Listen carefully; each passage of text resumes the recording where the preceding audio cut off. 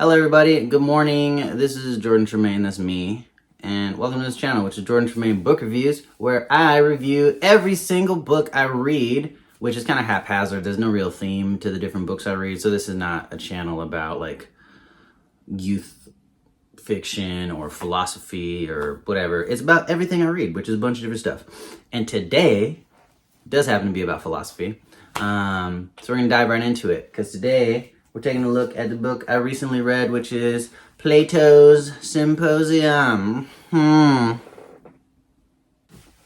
Alright, so even though I do own books, this is one of the bookshelves that has books. I think I have like 4 bookshelves full of books throughout the place that I stay at.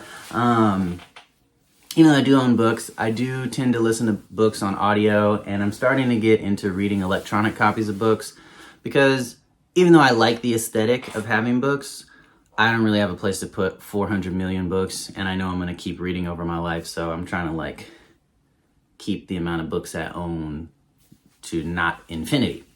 And so this book, which is the Symposium, I read on my little Kindle, which I'll show you now. This is my Kindle.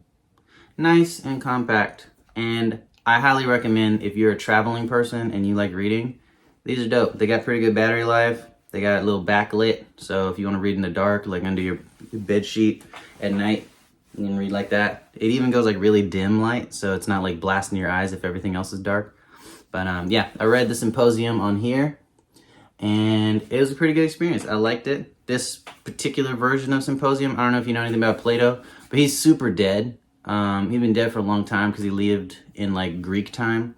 So this one, this book that I actually read was translated by Benjamin Jowett. So sometimes with like super old books, you gotta be careful about who translates, because some people are worse translators than other people. I didn't really vet this dude, but that's the guy that translated the book that I read. So on to the book review. The Symposium by Plato I thought was very interesting, and even though it's like kind of like in old-timey Greek style writing and talking, which can be confusing for some people, I thought it was pretty funny, and it was a good kind of foray into this idea of love. Because, I mean, nuts and bolts, at the end of the day, the Symposium is this kind of dialogue between different people about what love is. Like each person is taking a turn. Everybody's like sitting on couches in a living room, and each person is taking a turn making a little speech to everyone else to tell them what they think love is. So I thought that was interesting. But before that, kind of the premise or the background to the whole story, the word symposium, I think, is pretty interesting, because when I think of symposium, I think of like nerds at college getting together to like show their dioramas and why this drinking water is bad or that, whatever, which is dope. Like it's like this academic thing where people come together to share ideas. And I think that's cool, but I looked up the history of the word, and it's more like having a party where everybody gets ultra drunk. It's a drinking party. And I thought that was like interesting, because nowadays at symposiums, nobody's really belligerent, but it seemed like that was the thing to do when you're having a symposium in the past. So at this particular, inside of the story of the Symposium by Plato, there was a big old party the day before, because one of Plato's friends had just done like a big accomplishment, and everybody was like getting drunk and turned up to celebrate that dude. And it's the day after, and they're hanging out at that guy's house, and they're like, hey, you know, we got drunk yesterday, so, I mean, we're hanging out now, and we can get super drunk, but, you know, somebody here is a doctor, and they're saying we shouldn't get drunk 2 days in a row. So already the book starts off with giving some good advice. Don't get blackout drunk 2 days in a row. Only do it 1 day at a time. But, they're like, yeah, you know, that makes sense. We'll listen to him. He's a doctor. Okay. So what should we do? And then Socrates is sitting in there, and he's like, I have an idea. Instead of getting super drunk, why don't we just like go in turns? So we'll go, you know, one person, next person, next person. And we'll just explain what we think love is. And then we'll like all listen, and we'll learn from each other and stuff. And everybody's like, oh, that's a good idea.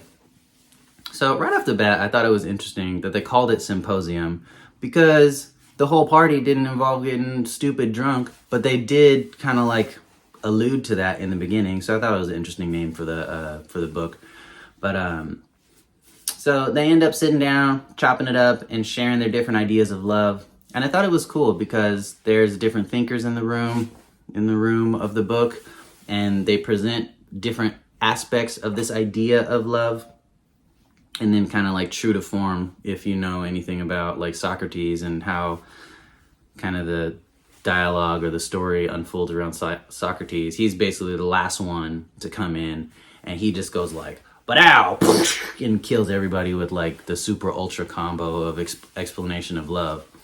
And what I thought was cool is that I think today, like in modern times, when I'm filming this video, it's like August 2022.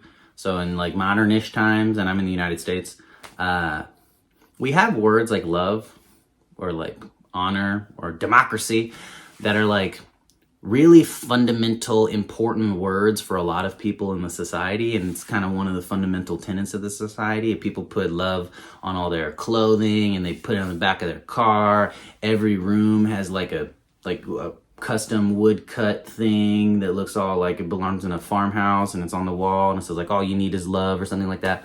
But nobody ever wants to talk about what it means. Nobody ever wants to talk about what democracy means. And I thought it was cool that in the Symposium, it's like all these friends gathered around and they just gave their different ideas and actually asked each other questions, and was like, I think love means this. And it's like, oh, well, I think love means this. I thought that part was good, but that part was not good. Why do you think this? And I think that's really important, especially for stuff like that's going to cause you to make lifelong decisions. Like love is something people get married on, and that's a lifelong decision, ideally. So maybe you should talk about what love is before you get married, because like you're making this whole big old life decision. Maybe have a conversation or two. So Symposium is this conversation. They talk about back then, because you got to realize like Greek times was a long time ago. So their whole idea of society and reality is different. They worship different gods. They don't have cell phones. They don't have internet. There's all these different things that are contributing to each person's viewpoint and each person's ideas. And I think it's good when you're reading books like this to take a step back and not think about it with your 2022 modern times brain, and try to get in the space of the times. And so some people are relating love to an actual spirit or God, and that's acting in the world and influencing people. Some other people in the conversation, they're talking about love as like this progression of your ability to conceive beauty, which I thought was really interesting. But it gives you these different takes on love. And it may be a little bit archaic to read because it's kind of like written in Greek rhetoric, but the book's not that long, and you can listen to it on audiobook. I bet there's even like a live action play of it on YouTube if you really want to not read it. But this whole idea that there's a concept like love, and we could sit down and we could chop it up and talk about different versions of it and ask each other questions, I think is really cool. And the book is that, where even if your friends don't want to do it, here's an example of it, and it's all these different concepts of love and what it could be, what different people think it is. And for me, I'm interested in the idea of love, but on the side of that, I'm also just interested in different perspectives and seeing how different people think about anything. So the book was very interesting for me in those veins. And I thought it was just, I figured when I was done reading it that there's a reason that this book has lasted for so long, because it was written, back in Greek times, and it's been thousands of years, and the book's still around. It's been translated into an electronic copy. They didn't have electricity back then, and now we got electric copies of the book.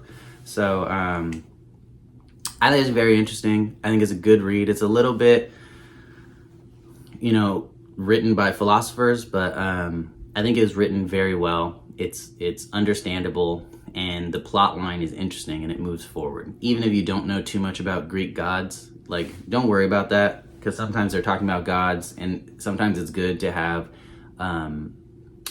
history on why would you bring that up, because like nowadays you talk about Donald Trump and everybody's like, oh yeah, Donald Trump, this and this and this, blah blah blah blah, because in our regular society we have knowledge about him.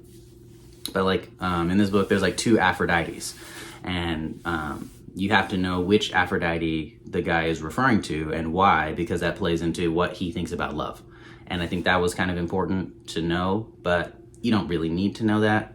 And in my case, the translator guy, Benjamin Jowett, he provided this whole like synopsis before the book in plain everyday modern English about what the book was about, and starts explaining some of the gods and some of this and that.